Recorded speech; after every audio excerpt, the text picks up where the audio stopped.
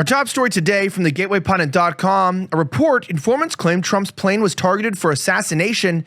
9 surface-to-air missiles were smuggled into the U.S. in Biden's open border. We're covering this story and so much more here on the Gateway Pundit's Week in Review.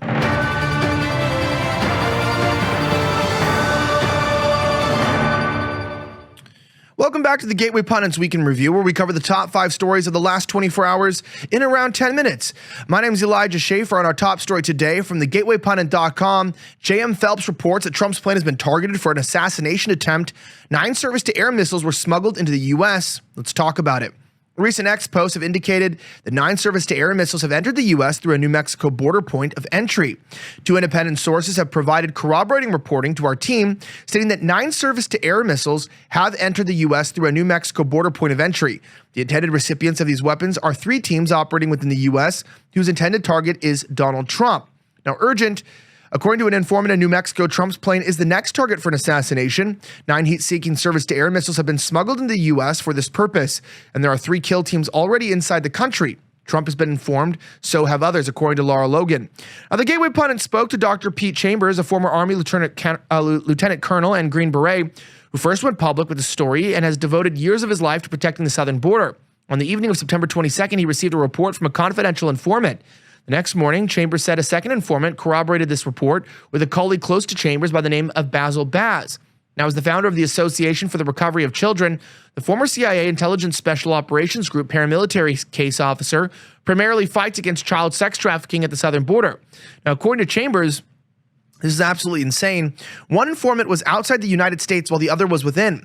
Informants had received information that 9 surface-to-air missiles known as SAMs had crossed into the United States via a point of entry, a POE. Now, both Chambers and Baz were told specifically that these were Mizag 3 missiles of Persian origin. However, Chambers said that despite their origin, he said it's not necessarily indicative of Iranian involvement until proven otherwise. In fact, one informant asserted it's not them. Even though Iran often threatens revenge for the 2020 killing of Commander Qasem Soleimani that was ordered by then-President Donald Trump. Regardless of the potential for Iranian involvement, Chambers said that there is credible evidence that there are three three-man teams of non-Persian origin inside the United States. And he also disclosed that a second tranche of information identified former President Donald Trump's airplane as the target. Now, the shoulder-fired missile system is typically used for low and slow target, like a plane or a helicopter taking off or landing. The former Green Beret explained, adding that he cannot understand how 9 of the missile systems could make it across the border. You don't understand how it could make it across the border. I have to tell you, we live in a country where our border is wide open. I mean, the fact that this hasn't happened already is pretty indicative that we are in a position where we're ignorant of what's actually been going on. The amount of terrorist groups, sleeper cells, I mean, importing Haitians into Ohio, to me, is terrorism.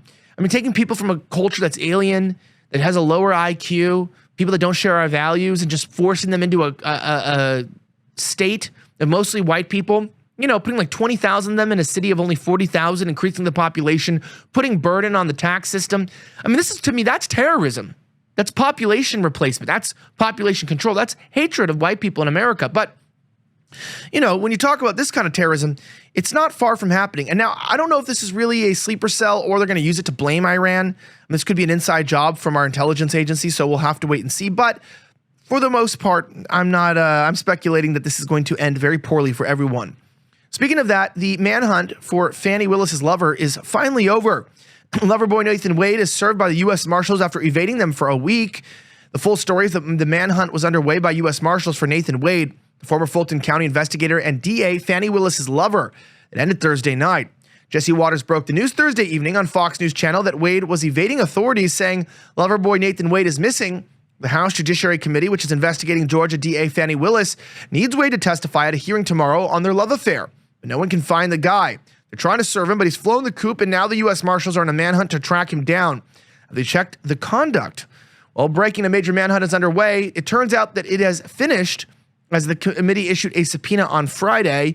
And we go down here that Nathan Wade previously was a special prosecutor in the election interference case.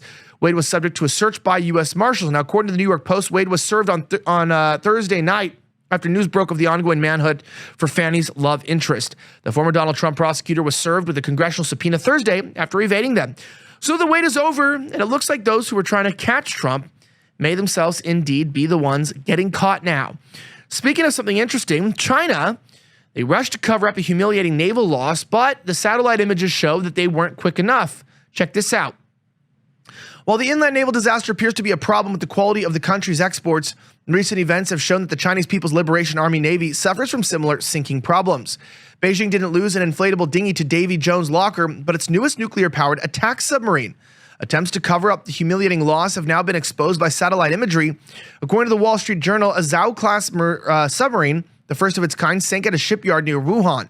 It's believed the vessel sank in May or June. The loss was announced by the Chinese military or local officials, or was not, two groups that are silent on the incident. Now, former U.S. submarine officer Thomas Shugart appears to be one of the first to publicly post about something strange happening in the Yangtze River. I recently acquired some updated imagery from Wuchang Shipyard in Wuhan, China's primary shipyard for non-nuclear submarine construction. Shugart wrote on social media, the platform X, it appears that there may have been something odd going on there in June. Shugart noted the location was where he originally spotted a submarine, which he then identified through grainy satellite imagery as a potential diesel-electric Yuan-class submarine. Now, he goes on to share the pictures. I want to go ahead and bring these up. They're posted directly to X, but you can see the submarine pictured here. And it is a bit digitized, but that just goes on to say. Now, he followed up the post with a newer satellite image showing crane barges around the location where the submarine had been. The floating pier now seemed to be moved aside, and Shugart noted something roughly submarine-sized that the cranes appeared to be working on. Not satisfied with the clarity of that image, I waited a few days and got this one from June 15th, which is much better. It does appear that the crane barges were working on something black that is roughly submarine-sized and shaped. We can look at the full photo here. Check it out on X. Well, it looks like the barges are trying to remove something that might have sank. That is much clearer and much more indicative that something fishy is going on. No pun intended. Now, another embarrassing thing. A Haiti leader suffers an embarrassing mishap after demanding reparations and respect during speech at the United Nations. Check this out. These are the people saying that we're just like you. We're just like you. Listen to us. We might have killed the white colonizer, but now we want to take your money too. Listen to me. I will take drink from pitcher. Watch. Haiti, this land that has offered the world a symbol of unshakable freedom and which has helped several nations to throw off their yoke of barbaric colonialism, is not looking for charity, but justice, respect,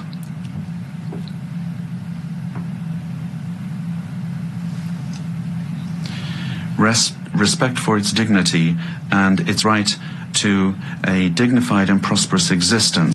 You literally can't make that up. We demand respect, as he drinks from a pitcher of water and spills it on his suit. That being said, give it up to Americans for demanding respect, as a kid absolutely bodies Kamala Harris. It's a quick clip, just a few seconds, but I love this one. Check this out. What's the first word that pops into your head when you hear the name Kamala Harris? Liar. What's the first word that pops into your head when you hear the name Kamala Harris? Liar. Yeah, you can't trust what people say. I demand respect, as you drink from a pitcher of water and it spills on yourself. But a kid at least is honest, saying, look, the world is full of liars and crooks, and we're here to expose them at thegatewaypundit.com. Anyway, my name is Elijah Schaffer. Thank you for watching the Gateway Pundit's Weekend Review. Have a great rest of the week as always, and may God bless the United States of America. I'm signing out.